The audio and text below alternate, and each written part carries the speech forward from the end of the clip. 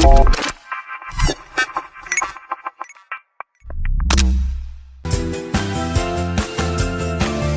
everybody, welcome to Olympic Minds Leadership Beyond Limits. This is for those leaders who want to be a leader of leaders, a visionary of visionaries, the person who really believes in the difference between success and significance. So they want to move to that place where they're significant and they're leaving legacies behind. This is for the person who wants to move from mediocrity to mastery. So hey, I'm Sherry Winn, two-time Olympian, national championship basketball coach, CEO of the Winning Leadership Company, author of hopefully coming out 2 more books within the next week. So 5 books altogether and many other books I've contributed to. So I want to let you know, look, this is not theory. We're not going to hear theory. This is grit tested, heart proven, and results driven information you're going to hear today from Alex. And so I want to tell you a little bit about Alex. He's the CEO of YouMail. And what I found interesting is when I had a conversation with Alex about my other book that's coming out, Winning Business Secrets, there was so many powerful moments in that conversation. I was like, oh my gosh, I was taking notes. I was like, I need to know this, I need to know this, I need to know this. And he's also got 20 patents. 20 patents. Can you imagine 20 patents? I don't even, one would be amazing, but he has 20 patents out there between, I want to say, security and telephony. Is that correct, Alex? Telephony, that's correct. Okay, see, I said it wrong, so I'm glad that see, that's why I don't have a patent. And so I'm going to let Alex, tell you a little bit more about himself. Sure. So I'm a telecom entrepreneur. And so I founded a company with a couple other folks a while ago, which was basically Siri over a regular phone. You could just call up, say by voice what you were interested in and find that information, whether it's the price of a bicycle or weather. And we did this before smartphones were a thing. About 10 years later, Apple did Siri. So that was a nice company. We sold it to AOL. It became the basis of accessing AOL by voice. I did that for a while. After that, I got involved with this company, YouMail, which originally was a communications company, but has morphed into a security company. And we've seen a lot more success after we pivoted a few times into basically protecting America's phone numbers. So we have an app for consumers that they can use, download, blocks calls, texts, helps them out there. But really importantly, we take all the data we get on what's going on with the phone network and we sell it to carriers to help them find the bad guys and turn off the guys that are putting those calls and texts and other things onto the network in the first place. So that's I could use you in a million different ways, right? I mean, how many texts, how many emails do I get? I'm like, And the ability to just scam right now is getting really scary because of AI. Right. And so because AI can in an instant create a website and create video testimony of people who are not even real. This is crazy. So let me ask you a question, though. You've been a leader for a long time, right? An entrepreneur. And at the top of that is the leadership. So what was the one defining characteristic that you think made you this excellent leader that you are? I think it isn't just one thing. I think there's several things that contribute to it. So one is I'm totally transparent because I really aim to be trustworthy. I may be wrong, but I want to be consistent. I want people to know if I said something, I believed it, I'm acting on it. So I think that's one. The second is a willingness to really put myself out there to try to solve problems. Because a big part of leadership is not just telling other people, go solve this. It's figuring out what's our direction, where are things not working, how do we change things? So it's being malleable and willing to say you're wrong, willing to set a path, evaluate the path. I think that's really key for a leader. Yeah, so you say transparency, and a lot of people use that word like, I'm transparent. But what it really means to me is that strength of mind, right? To stand up and say, I might have been wrong, or I am wrong, or I don't know, or any of those things that a lot of people who don't have the confidence behind themselves would then morph into something like, you're wrong, I'm blaming you, get defensive and all those things. So behind that ability to be transparent is this incredible courage or confidence. So Alex, where did that come from? It's a desire to win. So I had a boss who told me, do you want to win or do you want to be right? And that really stuck with me.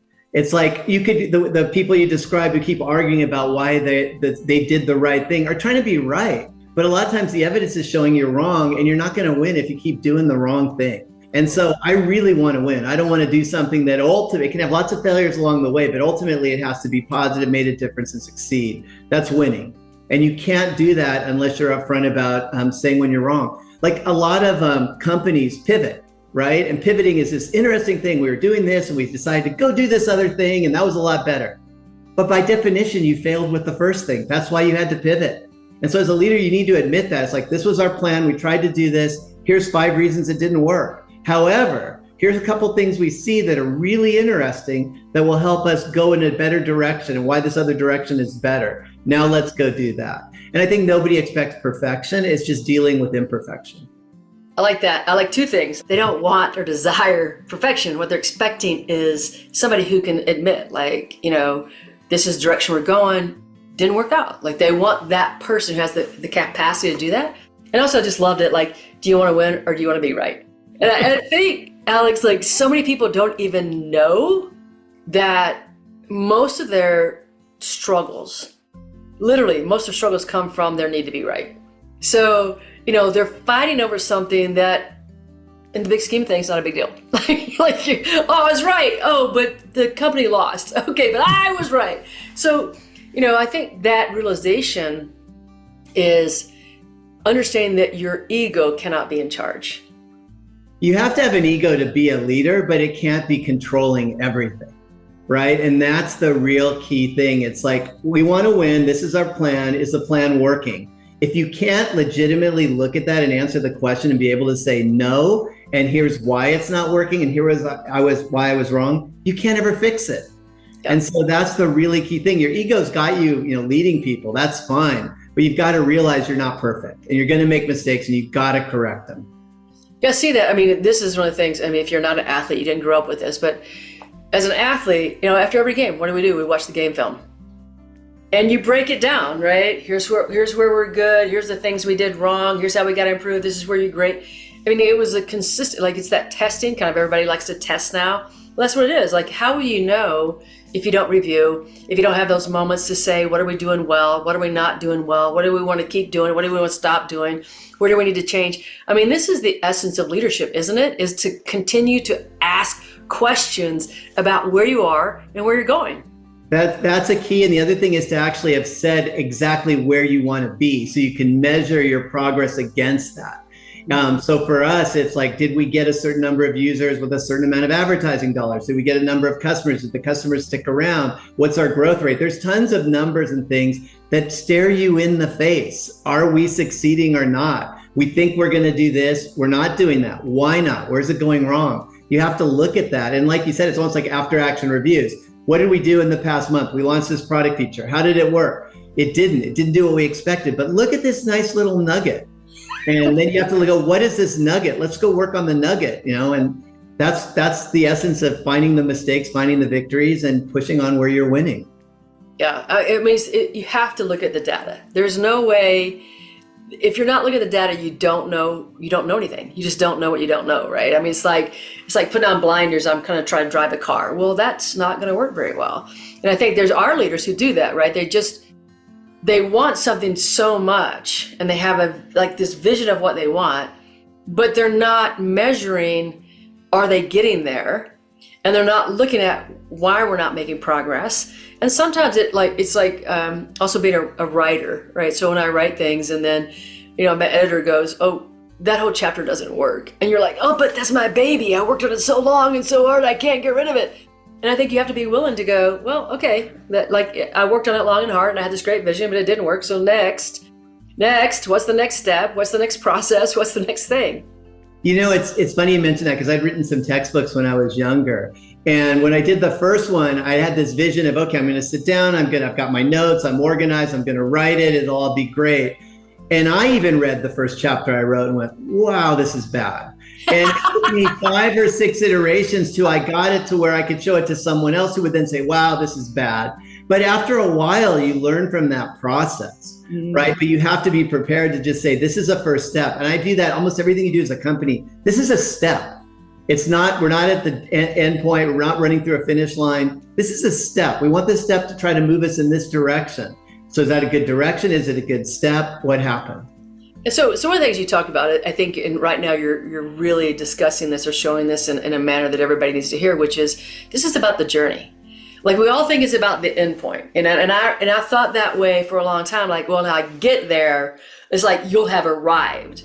well, in the journey of life, is there, I mean, we reach the end of a chapter and we're like, oh, like that was a good chapter. But it's the book. Like we're not done at the chapter, it's the book. And so you talked a little bit about the journey. So explain to people, what does it feel like to be on the journey? And it's not just the end result, but it's the journey that is the defining moment, or the defining moments of who we are. The real interesting thing is the journey of an entrepreneur is a lot like the journey of a sports team, where you have victories and you have defeats, and they happen all the time, and they're not permanent. Right? You threw the ball out of bounds. Okay, well, that's a bad thing, but now I'm going to do something better. You have those. Like a lot of entrepreneurs, you have your idea. You start talking to the first few people that this is a dumb idea, right? Like, why are you bothering me? You try to raise money and people say no. Finally, you raise money. You get some money. You build to some success point. Oops, now we're out of money. What are we going to do? Or we launch a product. It should be all these people using it. Oh, people don't like it. Like it's a constant good, bad, good. And that's the journey. But what makes it great is when something goes wrong and you fix it. There's nothing that feels better than that. Or you accomplish something and you get the attaboys. Like for us, it's getting hundreds of thousands of people using a product, or we help shut down a robocaller who's doing 100 million calls or 200 million calls a month. Like you do those things, that's a victory. But then the new guy comes on, and it's just a steady journey. And it's really, if you've gone hiking, it's like hiking up a mountain. You go up, you do switchbacks, you go back down through valleys, and eventually you get to the top of the mountain. But the top of the mountain is 10 minutes, 15 minutes, and then you go back down. It's the 3 days or the 7 days of backpacking to get to the top of the mountain. That's the part you talk about with your friends and your family and your kids for a really long time. And that's the real experience. It's great to get that photo holding the flag, but there's a lot of other work that goes on getting there. And that's the best part. Right. And I think that we somehow think that the end result is the defining of us. Like that's what everybody else is going to look at. And yes, like I think there's a certain aspect of that. When I say I'm a 2-time Olympian, people go, oh my gosh, like, but you know how long that lasts in somebody's head? Like they'll say, oh, you're 2 times, that's so cool. And that's the end of it. Like they don't say, well, tell me about it, or who did you meet, or how did you do? I mean, most people, it's just like that moment. And so it's more about, they want to know who I am as a person. They want to know, and what created me is not like reaching that pinnacle. It was the journey along the way, right? And then the next journey after that, and the next journey after that. And so it's really funny that we get hung up on that end result so much, which, really passes in somebody else's mind for seconds. And what they want to know is who you are, like who the essence of Alex is, and how does Alex show up, and what is Alex doing to bring better good to the world. I think that's the more of the question that people want to know. Exactly. When you said you've been a 2-time Olympian, the first questions are, oh, what sport? What drove you to do it? What was the hardest part? Like there's a long list, and not one question is about the outcome. It's all about how did you get there? And sometimes it'll be, oh, Olympian, what did you medal? There'll be other questions, right? But a lot of it is just, how did you get there? Why did you do it? What did you do afterwards? What did you learn from it? You can just see this list of questions that are journey questions. Yeah. And one of the funny part was, I have to say this too, because this is such a big, like it was a big aha moment for me, Alex, as I come back from 1984 and I'm like going to my hometown. I'm like, I'm an Olympian, kind of like I'm thinking, and people go, this is the question. This is the most asked question that I got was, did you meet Mary Lou Retton, who was the superstar of the 84 Games? And so it wasn't even about anything about me, right? And so that was really humbling.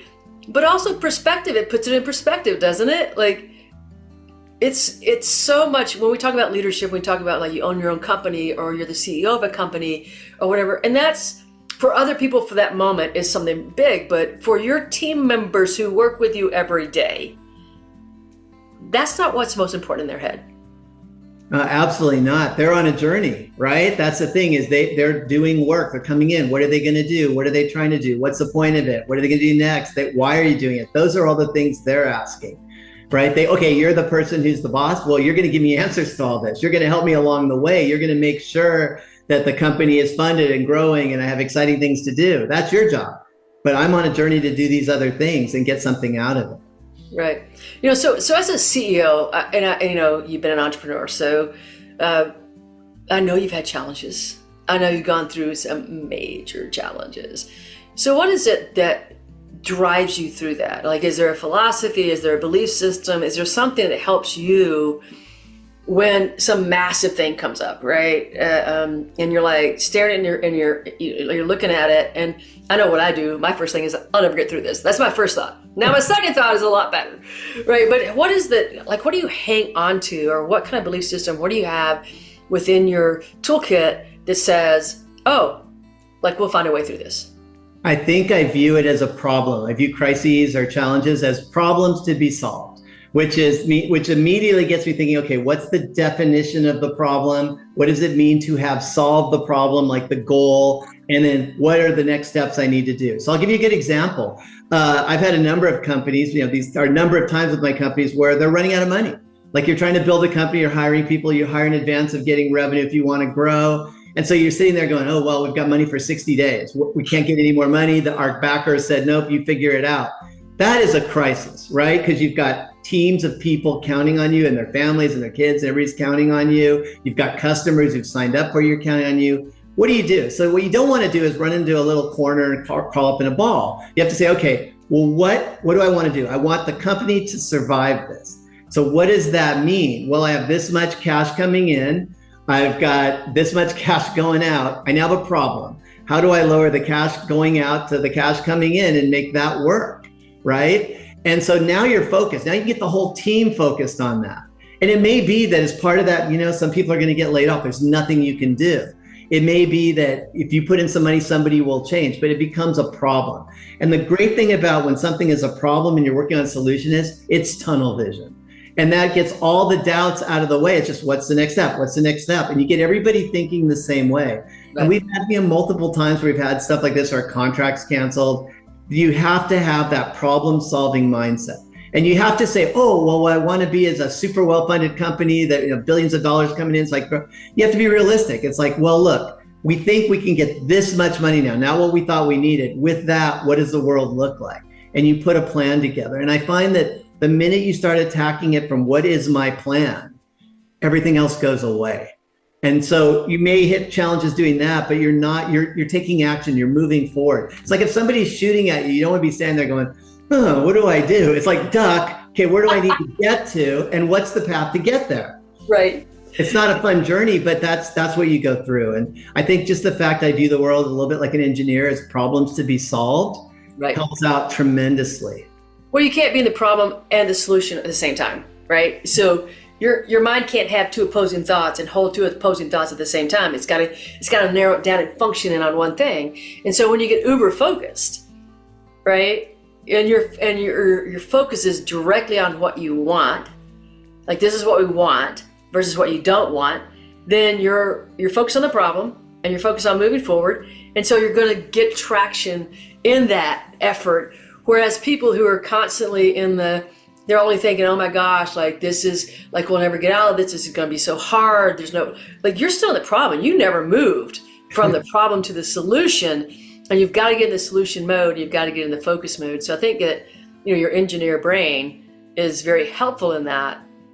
I'm not an engineer brain, but I am a brain that understands that you can't have two opposing things in your head at the same time. Like, I get that. And so being focused. So, you talked about like being able to be in that space of, let's just hunker down and find solutions. Let's just find this. So is that something that you were born with? Is it something that you were taught, you learned along the way? Did you absorb it from other, coaches and mentors, or where did that particular thing come into you? I think it's a mix of something I've just been born with. My father had been an engineer, so there is some of that. I naturally gravitated towards solving puzzles and building things with Legos and all those kind of things, right? So that's inherent in me. But I think I've just had people I know who've had success with that method, and I've just watched them do it. I've seen other people have problems, and that's how they attacked it, right? I remember in high school, a guy who wanted to go to college and didn't get into any of the colleges he wanted. That's a pretty big crisis. So my high school, not so much. A lot of people didn't go to college, but it was, in his mind, a horrible thing. But he said, okay, well, what is my path to get into college? I need to have better grades. I have to go to a community college. Okay, what community college? How am I going to do it? And very quickly, he laid out a plan of his goal. He ended up going to a really nice university on year 3, right? So I think things like that, where you see the success of that, And I naturally don't like people who just complain and don't take action. It just frustrates me. And so I have to apply that to myself. I love it. I love it. I love it. I love it. I love the thinking, because to me, every great leader has the ability to train their mind to go the direction they want the mind to go, right? So we know that your actions only follow thought. Your actions just don't happen. They're following the thought process. And so if we have the right thought process, we can get the right actions. What I've noted is really good leaders have been able to train their mind, just like you're going to train an athlete, right? We train our minds to go a certain direction. So having said that, is there anything that you do? Like, do you read books? Do you listen to podcasts? Do you, go exercise to help your mind? I mean, what ways do you help train your mind to get it in the spaces that you need to have it so that success is, that it's always possible for you? So the really interesting thing is I solve problems all day long, every day now for, 20 years. And so my day is solving problems. Like, a lot of leadership is solving a problem. Like, someone comes to you and said, hey, we need some money to do this. How do we make our trade-off? And so my mind has just gotten into that mode. And I think the minute you're an entrepreneur, you start becoming in solving problem mode, and it reinforces itself. And so for me, I think the key thing is sometimes is to get out of solving problem mode and go, I just need to stop thinking about this for a minute. There's a problem. Let me go do something else and come back. And so then I have things like, I love to just pick up my guitar and I'll just play. Yeah, and just not even think about any particular song, just play along, do whatever I'm going to do. Do that for 10 minutes, my head's clear. I love walking my dog. That's an amazing thing for clearing my head. The number of times I've come back and solved something or made a lot of progress after doing that. So a lot of it's escapism. It's finding the right way to escape everything briefly when something's in the back of your head. I know people talk about, singing in the shower. I don't want to embarrass anybody with that, so I don't, but it's the same idea. Right. It's that moment that I think sometimes we're pushing, right? So I like it to that we're trying to solve the problem, so we're push. And there's a place when we push so hard that resistance becomes part of the push, right? And so it's that awareness that as we hit the resistance, and you'll feel it in your body, as we hit the resistance, now we need to turn and we need to stop. It's the moment to stop and to refocus, refocus your energy on something that's relaxing, something that's enjoyable, something that is totally off that thing.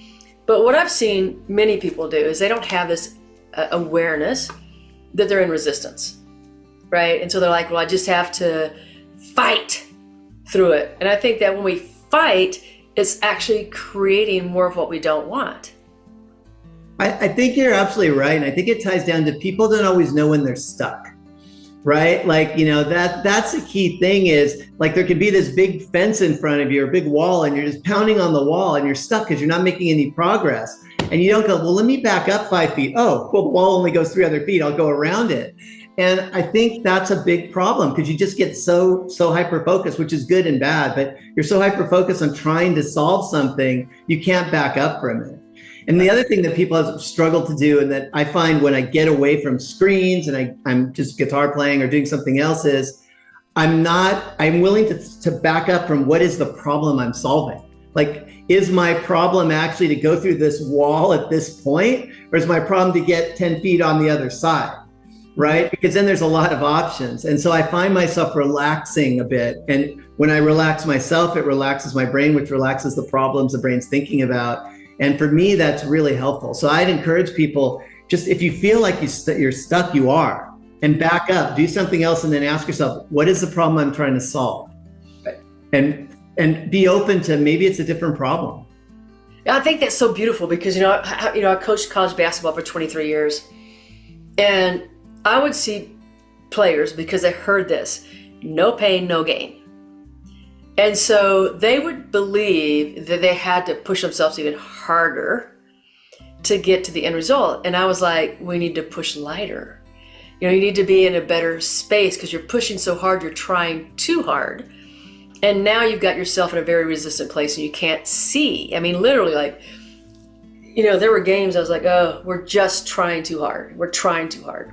How do you try less hard? And I don't think if people understand that concept, they just keep pushing because, there's things that we learn like no pain, no gain, or look, you have to work harder than anybody else in the world to succeed, which is crazy because how would you know what the effort somebody else in the world is doing? But we learn these things, which to us means push, even to the point of like burnout and, people get overwhelmed and people quit their jobs and people get disease. I mean, it's that kind of balance that we need to learn a little bit more. So talk about balance. What does that look like for you? I think for me, balance is making sure there's a decent amount of time every day that I'm doing something I want to do. Like just independently, I completely want to do it. I'm relaxed doing it, whether it's dinner with the family or walking a dog. So balance for me is just trying to look at things at a daily, weekly, monthly level. How much time do I have for stuff that I really want to do? Doesn't have to do with the job. I love my job, but it's something different than the job. And that makes a big difference. That's why I force myself. I'll go skiing. I'll do other things just to kind of get away. And everybody's different. Some people I know say, oh, I need an hour of balance a day, or I need 10. I don't need that. I just mentally know when my head's not there anymore. Like it's like the marginal progress is really slow. You were going at 10 miles an hour. Now you're going at 5. Now you're going at 2. Now you're going at 1. Now you're going nowhere. And you have to just say, you know what? I should be operating at 5 to 10 miles an hour. I'm not. I'm going to pause until I get to the point I can do that again. Yeah, I think it's a great key is that, everybody finds balance a different way. And so there's no one way for anybody to find the balance. And for some people, they want it every day. They need that extra, and I encourage people. I've had CEOs that I talk to, and they're like, I can't take an hour out to go work out. And I go, yeah, you need it. Use that hour as part of your work. That's part of your work day. So that hour that you go work out is part of your work day because it's refreshing you, it's rejuvenating you, it's giving you the opportunity to reinvent whatever it is problem that you have in front of you. Don't think of it as like you're escaping, like you're not working, because I would say that's an hour that you're doing that's helping you become the most effective and efficient person that you can become out there. And I think it's a really interesting thing too, because everybody can define what it means to work out. Right? Like a workout could be you've got weights and you're on the treadmill and you're doing all that. For other people, it's, hey, I went on a 25-minute walk on the beach, or I rode my bike for 10 minutes. It's exercise, you're out, that may be enough, and that's good. And everybody's got to actually sit and go, well, I'm stuck because I don't have 2 hours to work out. Well, no one has 2 hours, but go find something smaller, simpler, get in the mode, and then you find you get to where you need to be. Yeah. Well, I think that when we put ourselves in, we want to put ourselves in a program. If, somebody says you have to do this, well, forget that. I think that you have to invent for yourself and give yourself permission to believe it. I think that's the other part, right? So if you can say, 20 minutes of walking my dog every day is exactly what I need to be healthy, and you believe that's exactly what you need to be healthy, then you're in the right mind frame. But if you're saying, I'm going to walk my dog 20 minutes, but it's really not enough, and I feel bad about it, and I feel guilty about it, and now, I did 20, but I should have done 60, you're not going to get the same results. Yeah, no, absolutely. Unfortunately, my dog tells me when he's done, but and we've kind of worked our thing out. But you're absolutely right. I think some people try to put too much structure and try to plan everything out. And one thing when you're leading a company is nothing turns out like your plan, ever. And so if you're a person who's planned every last thing out, you're doomed. You have to say, look, here's my rough guide, got a guide, here's how I'm going to do some stuff, and let me evaluate and know that you're probably wrong every step of the way, and it's how you deal with it. And I think a key to being a good leader is being able to not be in that super structured mode and live kind of between all of those little things you had. What was it Lenin said, life is what happens when you're making other plans. Leading is a company is exactly the same. Yeah, and I think that what you talked about was being adaptable and flexible, right?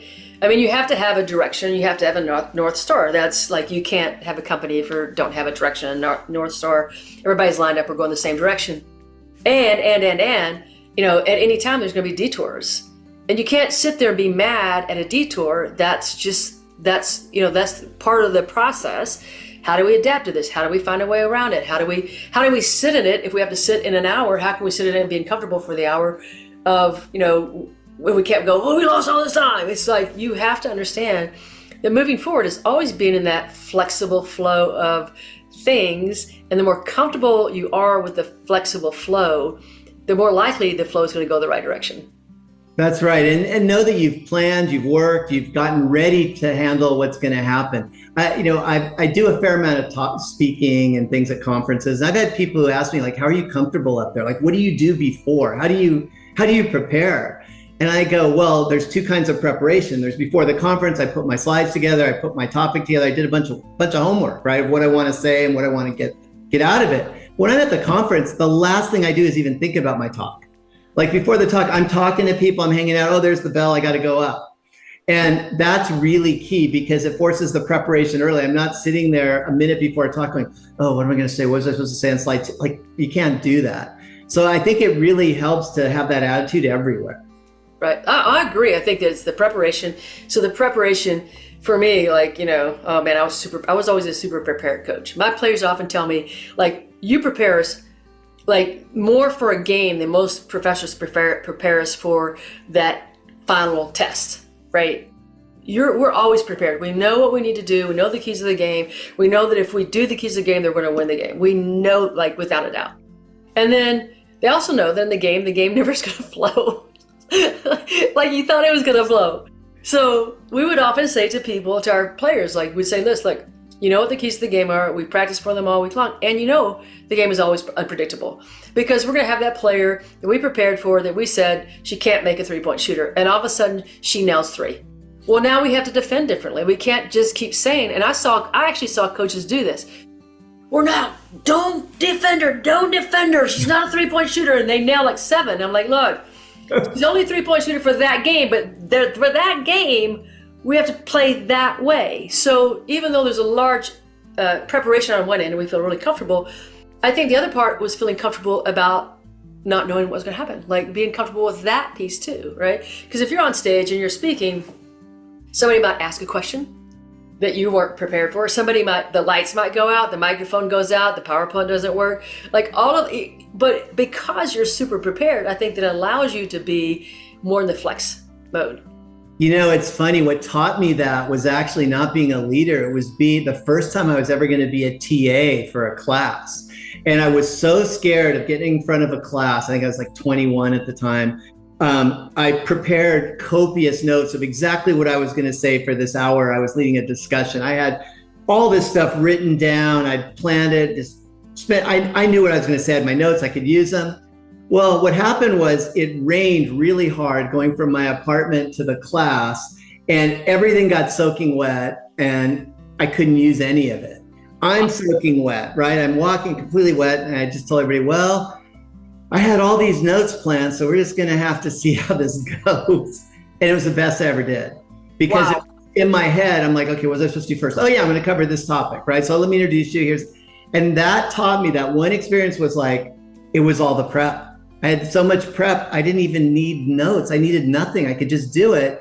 And then, people were asking questions. It was very natural. So that was a lesson at 21 that stuck with me is when you were coaching, put all the effort ahead of time, and then you'll be ready whatever comes.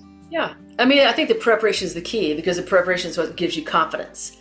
And that's what people are looking for in a leader. They're looking for a leader who has the confidence to say, I've heard of whatever you have. I've given you all you an opportunity to speak. I've listened to you, and we're going to go this way. Because at the end, you have to make the decisions. Nobody's going to, not that you don't get all the information that you want, but a leader has to be the person who says, okay, this is the direction we're going to go. Right? You have to make the call. Absolutely correct. Yeah, you have to set the direction. You can listen to everybody, but once you set the direction, you have to tell everybody, this is what we're going to do. But really importantly, what a lot of people forget is you want to say, here's how we're going to evaluate if it's the right decision. At whatever the right time frame for us, it'll be a month, 2 month, 3 month. Okay, we gave certain people new roles. We're going to evaluate them in those roles this way. This is what they're supposed to have done. Let's see if this worked. And I think a lot of people forget and go, yeah, I made a decision. It's like, well, but did you make the right one? And so we're really disciplined about looking at things and saying, are we on track? And how far off are we off track? Nothing's perfect, but does this seem like it's a big improvement? Where are things going a little differently? That's super key. Well, because you're constantly looking at the numbers, you're looking at the data, you're making decisions not just based on some like, oh, I think the market will like this. What kind of like, you don't know what the market's going to do. You have to think about what is the data that's showing you, and so let's follow the numbers. That's what they always say: follow the numbers, because if you follow the numbers, you're going to get. I mean, maybe not the total answer, but you've got data to make a better direction or a better move to the next place. It's not only the numbers. It's also, remember, there's always dissenters. There's always people who aren't confident that you're going in the right way, and they said why you should do something else. The only way to handle and lead them is say, look, you may be right. I'm making this decision. It's my call, but we will evaluate. And you said these things. If we see those things, we know we made the wrong decision, and we'll course correct. I need you to come along for this path. I've had that where I put somebody in a role and they're feeling, oh, that guy can never do the role. I don't know why you're doing that. That's a huge mistake. It's going to be a disaster. Okay, so what would you say he should have done in this first month or 2 months? Well, they should do these things. Okay, that's our contract. Then after a month, well, how's he doing? Wow, he did those things and 4 others. It's awesome. And so, but they felt listened to. There was a path to say, we're going to go back and do what you said. And I think most times that's all people need is, well, was I listened to? And if I was right, is someone going to acknowledge it? If so, then I'm going to give them the benefit of the doubt on what they're doing. You know, when you say it, it sounds so easy. Like, I just love it. You say it so, oh yeah, this is just kind of matter of fact. And what I've discovered from coaching leaders is, for a lot of people, that's hard. It's hard to give control over. It's hard to admit you're wrong. It's hard to say to the dissenters, listen, we're going to go this way. We're going to evaluate it. And if you're right, like, we will go your direction. We'll acknowledge you. We'll go your direction. It sounds so simple. And I think that leadership does sound simple. It's just not easy for some folks because other things get in their way, right? They need to prove to prove their worth, to prove to their stakeholders, to, what if we fail? Like, all that stuff becomes, it gets in their way. I mean, this is really about how do you become the best person that you can become so that you can become the best leader that you can become. You're absolutely right. And one of the big things that I think you have to remember as a leader is, just because you're deluded, everybody else on your team is not deluded. They see what's actually happening, and you're going to lose a lot of trust. And so it's much better to say, okay, do we all agree this is happening? Yes. Okay. So there's no, and you have that conversation and you make everything fairly transparent, right? So that helps. Everybody knows what's actually happening. It's very hard, and it doesn't make any sense to hide stuff.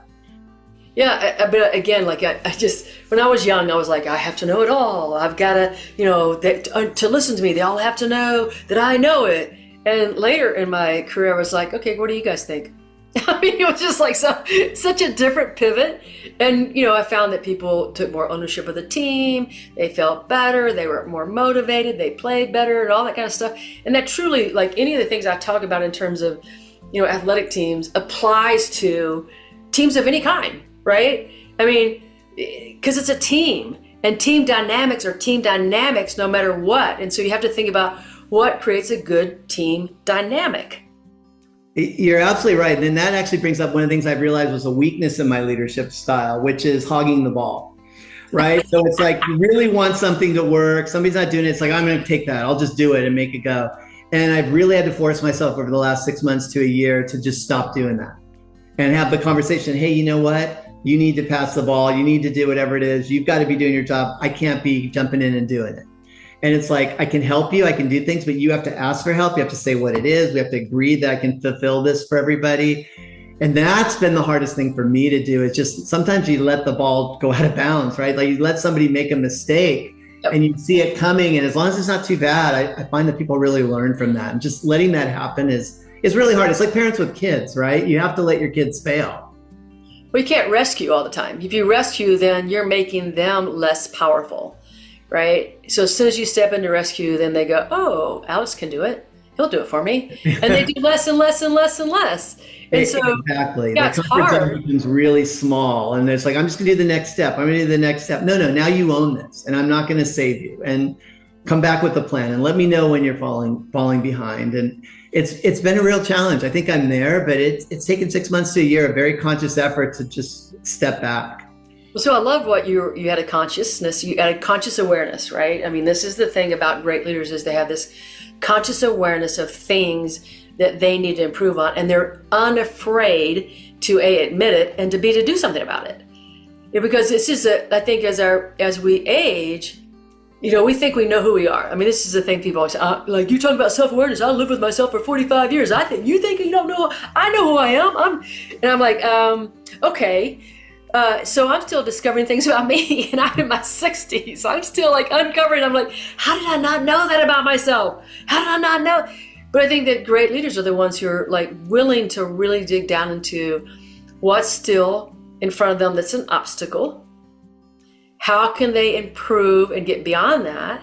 And so they're willing to admit that they have this, and they're willing to work on it, right? It's it's the separator from, the top, let's say it's the top 20% to the top 3%. That's the separator. I think it comes down to listening, at least, and it's listening not just to what people say, but listening to data, listening to what's happening in the world, the whole thing. So for me, where I realized I was hogging the ball is one day I had so many emails and so many Slacks and texts, and I'm just like, gosh, why am I involved in any of this stuff? And I'm like, I kind of looked at it, I'm like, I'm not gonna get this done. I got to go do something with my son. What do I do here?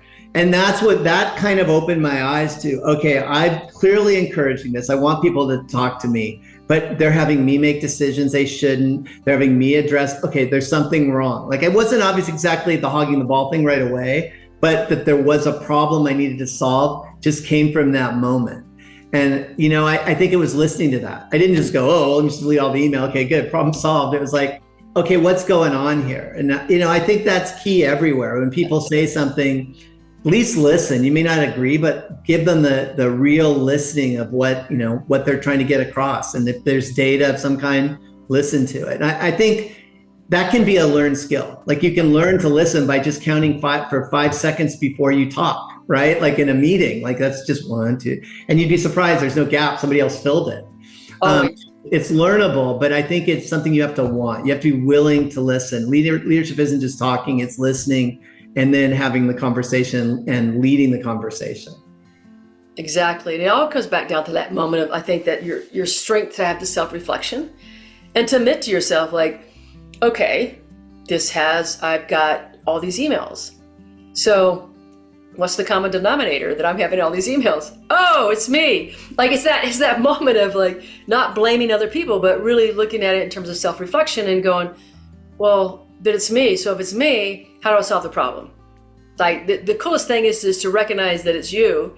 And because it's you, you have the power to resolve it. That's the coolest thing ever. Like, it's not something else. It's like you have the power to become something different or do something different. And that comes through, I think, the ability to self-reflect. And that's what you looked at all the emails, you're like, well, I need to think about this a second. It's self-reflection. I think that's really important. You're right. It's self-reflection. I was thinking of another case where people were talking about, well, we just haven't gotten this done. We don't have the resources to get this done. We can't do this. We can't do that. And it's kind of like, okay, then focus on this. And at one point I was like, wait a minute. We're not solving the right problem, which is, why are there all these things that aren't resourced? And we're instead doing little things. Let's stop and go have that conversation. Again, that was me. It's like, I've encouraged a culture of, well, let me make sure I make progress. And people pick small things instead of tackling the big things. Let's stop doing all the small things and do one big thing. And it took a while to see that too. It's like it builds up over time where you're suddenly like, we're not getting the most important stuff done. Why?